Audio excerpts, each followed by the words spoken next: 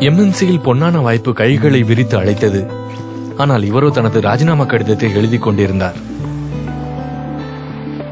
வாய்ப்புகள் அவரை வெளிநாட்டு பக்கமாக இழுத்தன.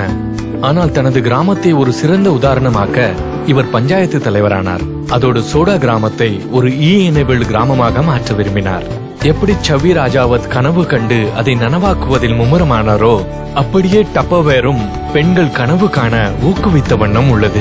நீங்களும் இணையுங்கள் டப்பர்வேருடன் மற்றும் முழுமையாக்குங்கள் உங்கள் கனவுகளை. ஏனெனில் if Savi can you can.